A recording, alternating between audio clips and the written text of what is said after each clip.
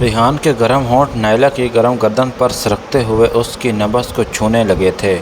کمرے میں صرف ان کی تیز سانسوں اور ریشمی چادروں کی ہلکی ہلکی سی سرسراہٹ تھی۔ اس کی مضبوط باہوں نے اسے اپنے سینے سے چمٹا رکھا تھا اور انگلیاں اس کے ریشمی بالوں میں گم ہو کر گردن کی نرمی کو سہلا رہی تھیں۔ نائلہ کی آنکھیں بند تھیں مگر جسم پر لمس پر کانپ اٹھتا تھا۔ ریحان نے آہستہ سے اس کے کان میں سرگوشی کی کہ تم میری سانس ہو، نائلہ تمہارے بغیر میں زندہ نہیں رہ سکتا۔ اس کی آواز میں وہی جنون تھا جو کئی برسوں سے ان دونوں کو جوڑے رکھے ہوئے تھا۔ نائلہ نے اپنی نرم انگلیاں اس کی چوڑی پیٹھ پر پھیرتے ہوئے سر اٹھایا اور اس کے ہونٹوں کو اپنے ہونٹوں سے ملا لیا۔ بوسہ گہرا تھا، بھوکا تھا، جیسے دونوں ایک دوسرے میں گم ہو کر سارے جہان کو بھول گئے ہوں۔ اس کی زبان نے اس کے ہونٹوں کو چاٹتے ہوئے اندر کا راستہ تلاش کیا اور نائلہ کی سسکی کمرے میں گونج اٹھی۔ ریحان نے اس کی ساڑی کا پلو ہٹایا اور ہتھیلی اس کے گرم سینے پر پھیری۔ نرمی اور گرمی نے اسے پاگل کر دیا۔ وہ نیچے جھکا اور ہونٹوں سے اس کی جلد کو چوسنے لگا۔ نائلہ کی انگلیاں اس کے بالوں میں الجھ گئیں اور وہ سرگوشی میں بولی، آہستہ ریحان، مجھے پاگل نہ کر دو۔ مگر اس کی آواز میں انکار نہیں تھا، صرف بے تابی تھی۔ ریحان نے مسکرا کر اس کے ہونٹوں کو دوبارہ چوما اور جسم کو اس کے جسم سے چپکا لیا۔ دونوں کی دھڑکنیں ایک ہو گئیں۔ کمرے کی ہوا گرم ہو چکی تھی اور چاندنی کھڑکی سے اندر آ کر ان کے جسموں پر ریشم کی طرح پھیل رہی تھی۔ ریحان کی انگلیاں نیچے سرکتی ہوئی اس کی کمر کی نرمی کو سہلاتی رہیں، پھر رانوں کے اندر تک پہنچ گئیں۔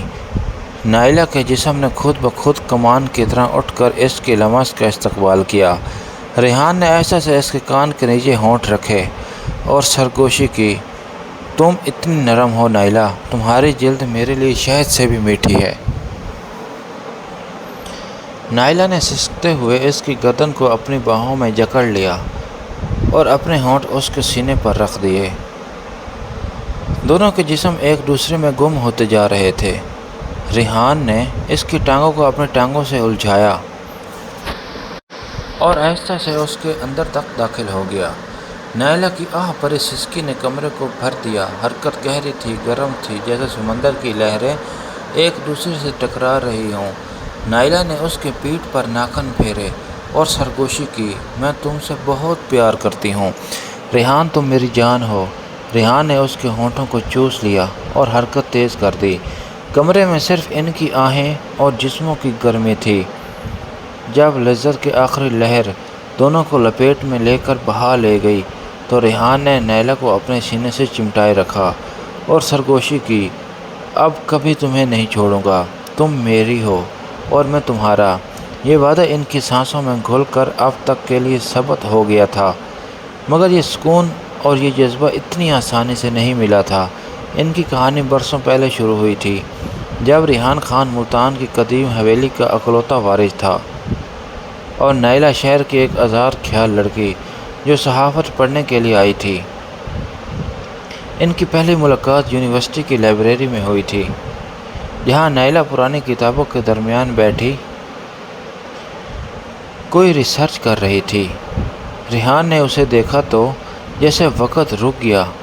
اس کی نیلی آنکھیں اور آزاد بالوں نے اسے جکڑ لیا تھا۔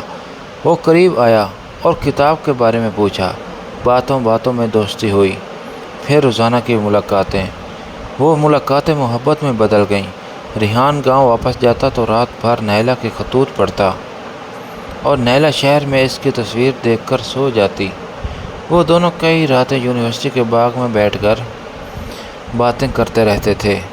چاندنی راتوں میں ریحان نائلہ کے ہاتھ تھام کر سرگوشی میں کہتا، تم میری زندگی ہو، تم میری زندگی کا مقصد بن چکی ہو نائلہ، تم میری زندگی کا مقصد بن چکی ہو۔ اور نائلہ اس کے کندھوں پر سر رکھ کر جواب دیتی، تمہارے بغیر میرا وجود ادھورا ہے۔ مگر ریحان کے خاندان نے اس شہر کی لڑکی کو کبھی قبول نہیں کیا۔ اس کی دادی اور ماں نے کھل کر مخالفت کی۔ حویلی کی بہو پردہ دار اور روایتی ہونی چاہیے، نہ کہ آزاد خیالی و مالی اور نہ کہ آزاد خیالوں والی صحافی۔ نائلہ کو دیکھ کر وہ نفرت سے بھر جاتی۔ ریحان نے ضد کی اور آخرکار شادی کر لی۔ حویلی میں نائلہ نے خاموشی سے سب کچھ برداشت کیا۔ گاؤں کی عورتوں کے لیے اسکول کھولا، لوگوں کی مدد کی اور آہستہ آہستہ سب کی عزت حاصل کر لی، مگر گھر والوں کی نفرت کم نہ ہوئی۔ ریحان کا سوتیلا بھائی کامران اکثر آتا اور نائلہ سے دوستانہ باتیں کرتا، جو دادی کو ناگوار گزرتا۔ ایک رات حویلی میں آگ لگی۔ نائلہ کے کمرے میں دھواں اور شعلے تھے۔ ریحان نے اسے اپنی باہوں میں اٹھا کر باہر نکالا، مگر دادی نے الزام لگایا کہ نائلہ نے خود آگ لگائی ہے، کیونکہ وہ حاملہ ہے اور بچہ ریحان کا نہیں بلکہ کامران کا ہے۔ ریحان کے دل میں ایک لمحے کے لیے شک پیدا ہوا۔ اس نے نائلہ سے پوچھ لیا، یہ کس کا بچہ ہے؟ نائلہ ٹوٹ گئی۔ اس نے طلاق کا مطالبہ کر دیا اور شہر چلی گئی۔ ریحان راتوں کو جاگتا رہا۔ اس کی آنکھوں میں صرف نائلہ کا چہرہ ہوتا تھا۔ اس کی آنکھوں میں صرف نائلہ کا چہرہ گھومتا تھا۔ وہ بارش میں اس کے گھر گیا، زہر مانگا، زبان کاٹنے کی بات کی، مگر نائلہ نے دروازہ بند کر دیا۔ آخر ایک تیز بارش والی رات نائلہ بھاگی اور ریحان کی گاڑی روک لی۔ دونوں بارش میں بھیگتے ہوئے گلے ملے۔ نائلہ نے اعتراف کیا، وہ اس کے بغیر نہیں رہ سکتی، وہ اس کے بغیر مر جائے گی۔ ریحان نے اسے اپنے سینے سے چمٹا لیا اور واپس حویلی لایا۔ ان دنوں دادی کا انتقال ہو چکا تھا اور اس کی ماں نے بھی معافی مانگ لی، کامران نے بھی، اور اب نائلہ ریحان کے بازوؤں میں لیٹی ہوئی تھی۔ اس کے جسم پر اس کے ہونٹ پھر سے گھوم رہے تھے۔ نائلہ کی سسکیاں بڑھ رہی تھیں۔ ریحان نے اس کی ٹانگوں کو اپنی ٹانگوں سے الجھایا اور آہستہ سے اس کے اندر تک داخل ہو گیا۔ دونوں کے جسم ایک ہو گئے۔ حرکت گہری تھی، گرم تھی، جیسے سمندر کی لہریں ایک دوسرے سے ٹکرا رہی ہوں۔ نائلہ نے اس کی پیٹھ پر ناخن پھیرے اور سرگوشی کی کہ میں تم سے بہت پیار کرتی ہوں، ریحان، تم میری جان ہو۔ ریحان نے اس کے ہونٹوں کو چوس لیا اور چومتے ہوئے بولا کہ تم بھی میری جان ہو، اور حرکت کو تیز کر دیا۔ کمرے میں صرف ان کی آہیں اور جسموں کی گرمی تھی۔ جب لیزر کی آخری لہر دونوں کو لپیٹ میں لے کر بہا لے گئی تو ریحان نے نائلہ کو اپنے سینے سے چمٹائے رکھا اور پیار کرتا رہا اور سرگوشی کی، اب کبھی تمہیں نہیں چھوڑوں گا، تم میری ہو ہمیشہ کے لیے، اور میں تمہارا۔ یہ وعدہ ان کے سانسوں میں گھل کر اب تک کے لیے ثابت ہو گیا تھا، اور باہر چاندنی حویلی کے صحن میں پھیلی جا رہی تھی، جیسے ان کی محبت کی تصدیق کر رہی ہو۔ ریحان نے نائلہ کے گیلے بالوں کو سہلاتے ہوئے اسے اور قریب کھینچ لیا۔ اس کی انگلیاں اس کے کمر کے ہڈیوں پر گھوم رہی تھیں۔ نائلہ نے آنکھیں کھولیں اور اس کی گہری آنکھوں میں جھانک کر مسکرائی، تم نے مجھے پھر سے زندہ کر دیا۔ ریحان، اس کی آواز میں تھکاوٹ کے ساتھ ساتھ بے پناہ محبت تھی۔ ریحان نے اس کے ہونٹوں کو ہلکے سے چوما اور سرگوشی کی، تم میری دنیا ہو نائلہ، تمہارے بغیر میں کچھ بھی نہیں۔ وہ دونوں چپکے سے لیٹے رہے۔ کمرے کی خاموشی میں صرف ان کی سانسوں کی آواز تھی۔ باہر ہوا درختوں کے پتوں کو ہلا رہی تھی اور دور سے کتوں کی بھونک سنائی دے رہی تھی، مگر ان دونوں کے لیے صرف ایک دوسرے کا وجود کافی تھا۔